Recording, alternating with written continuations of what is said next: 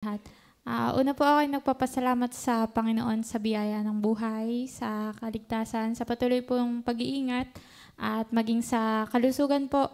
Bagamat hindi nga po ganun ka-stable na ang aking health as of the moment. Pero ako po ay nagpapasalamat sa Panginoon na nakapagpatuloy pa rin po sa kanyang biyaya.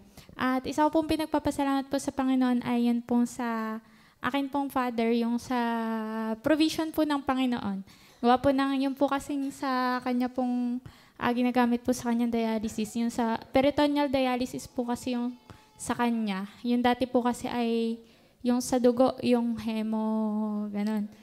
Ngayon po, yung peritoneal dialysis po, sa hindi nakakaalam, yun po ay sa bahay na po namin ginagawa.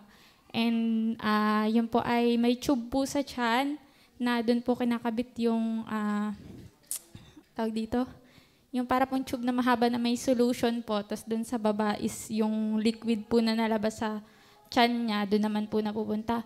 Ngayon po, yun po ay talagang kung anuhin po ang amount ng kada box is medyo mahal po, kulang-kulang 3,000 din po ang presyo.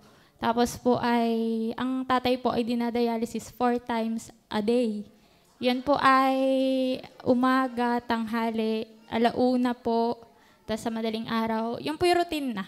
Kumbaga ay kailangan po, gawa po ng, pag hindi po nahatak yon yung liquid na yun, lagi pong biglang panas. Yung talagang parang, kung makikita niyo po ang tatay, yung mga binti po talagang doble ang, yung parang puputok na po ang itsura, tapos yung mga mata Pero ako po yung nagpapasalamat sa Panginoon. Yun po, ang pinagpapasalamat ko po sa Panginoon, yun nga po, dahil nga po medyo pricey yung mga ginagamit, tapos bukod pa po yung gamot niya, mga panturok, ay iba pong kumilos ang Panginoon. Tunay na biyaya na ikimanalangin lang sa Panginoon, alam niya yung right, yung kumbaga laging on time ang Panginoon magbigay ng pagpapala. Alam niya yung kailangan natin, alam niya kung kailan natin mas kailangan. At yun po, yung pong time na umuwi po si tatay galing Maynila ay binigyan po kasi kami ng nung una pa lang po binigyan po kami ng 1 month supply nun pong yung ginagamit niya po sa dialysis. Ngayon po naubos na po yun. So kailangan po namin mag-provide ng financial po para po makabili ulit. Ang biyaya po ng Panginoon doon ay nun pong time na yun ay naghahanap po kami ng yung sa mga senator, pwede may mga guarantee letter, ganyan. Doon nakakuha naman po kami doon, kaso ganun po pala ang process pagkakukuha. Madami po, may bayad gawang libre nga po yung sa unang pasok nila sa ospital. Ang dami pong mga hinihingi na mga papel, tapos may bayad po yung sa mga papers na ang pinagpapasalamat ko po doon, yung nakita po kami ng tawag dito, may nakilala po doon ng aking kapatid na parang binebenta na po nila yung nakuha nilang mga box na gano'n. Gawa po ng nawala na daw po yung gumamit, yung gagamit nun, nag-stock na daw po sila. So ang biyaya po doon nakuha lang po namin ng murang halaga yung ilang box na kung susumahin po ay napakalaki din ang presyo pag pinagsama-sama. Dami din po yung nakuha namin. At yun po ako po yung nagpapasalamat sa Panginoon kasi sakto pong paubos na po yun sa tatay. So kailangan po madialysis na kinabukasan. Nakahanap po kami kahit malayo po ang pinagkunan. Yun po, nagpapasalamat po ako nun sa Panginoon. At yun po, nakakatuwa po ang Panginoon tunay. Yung provision niya po ay hindi po matatawaran. Kumbaga kahit po alam kong napakarami kong pagkukulang sa Panginoon, napakarami pong mga bagay ang hindi ko nagagawa para sa Kanya, pero po iba po kumilos ang Panginoon. Tunay na biyaya po yung nasa Kanya talaga. At ako po lubos nagpapasalamat yun din po. Yung ako po ay nandito. Yung kumbaga kung ako po kasi wala sa Panginoon na nasa situation pong akong gayon, baka po kayo maluluka na. Sa tunay po hindi po kasi ako maanasagay ang problema. Ako po medyo mahina din po ang aking, hindi po medyo talagang mahina po ang aking loob sa gayaan. Tapos ako po inaatake ng sakit. Pero salamat po sa Panginoon dahil ako'y nasa Kanya. Kumbaga yung comfort po na binibigay ng Panginoon, yung strength po, di lang po physically, lalo na po spiritually and mentally, bumabagsak nga po minsan. Pero salamat po sa Panginoon dun sa pangako niya, yung comfort po ng kanyang mga salita, maging nga po sa mga taong ginagamit, sa pastor, sa kapatiran po, ayun po. At yun po, salamat din po sa Panginoon sa, yun po, tawag dito, yung sa decision making po na binigay sa akin ng Panginoon. Gawa nito pong nagdaan, ako po ay, yun po, ako'y nag-resign po sa aking trabaho.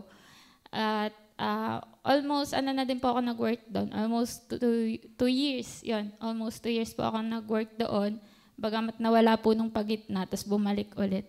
Yun po, kumbaga ay, siguro po yun din po ang kalooban ng Panginoon. Kumbaga pinag-pray ko din po sa Panginoon yung aking decision na yun. Gawang hindi na po, hindi na po, parang pinapakita po kasi sa akin ng Panginoon ng mga tagpong yun, mga ilang weeks po before ako mag-resign, na kumbaga ay hindi na po niya kalooban sa akin yung trabaho. Ang akin pong amo ay iba na po ang sa akin. Yung kumbaga, nag-iba po bigla ang response. Parang may pumasok pong staff doon na bago, tapos every time, nag-stay in po kasi yun doon. Parang every time po na yung mali po ng mga katrabaho, yung para pong sa akin lagi ang sisi, yung kahit po hindi ka na naimik or parang ikaw pa rin po ang nakikita, yung kumbaga gayon, yung biglang pagdating mo, parang sa'yo na agad ang tapon ng kumbaga medyo mahirap din po nung time na yun, gawa nga po yung sa tatay pa po, aking iniisip din, tapos may mga iba pong iniisip. Parang kumbaga ang bigat po sa akin na gayon, na wala kang ginagawa, inaayos mo ang trabaho mo.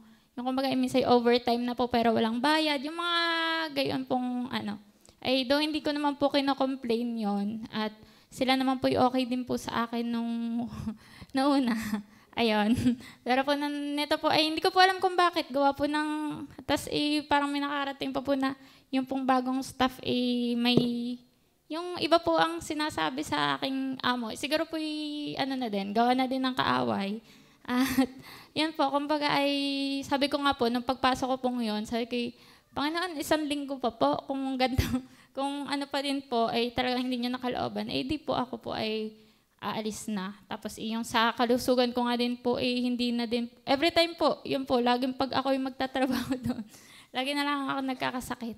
At yun po, bagamat sabi ko nga po, parang ako nagdalawang isip pa po nun, gawa na, syempre po ay kami ay nasa, kumbaga kailangan namin ng income, kailangan ng financial, pero po, sabi ko, ang Panginoon naman po ay nagpo-provide. Kumbaga hindi ka naman naalisin dyan ng Panginoon kung wala siyang plano sa iyo. At saka, alam ko po may mas magandang plano ang Panginoon kung saan man po niya ako ilagay. At yun po, kumbaga din po, parang kumbaga din po sa akin ng Panginoon na dahil sa iyong work, medyo nalayo na sa akin. Yun po, may mga times po na hindi, yung mga dati ko po nagagawa, hindi na po nung nagtagal-tagal. Kasi dati po, nakaka-attend pa ako sa prayer meeting after work. Ito pong nagtagal, parang hindi na po ako nakakaabot. Or minsan po, laging OT na sa trabaho. Tapos Saturday, hindi rin po maka-attend ng choir. Siguro po yun ay na sa akin ng Panginoon na ikay manumbalik ulit sa akin, bumalik ka ulit, at medyo kinalayo na. At yun po, salamat po sa Panginoon sa bagay na yun at sa kanyang pagpapaunawa.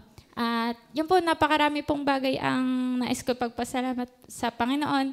Pero yun po muna, at sa Panginoon lang po papurit pasasalamat.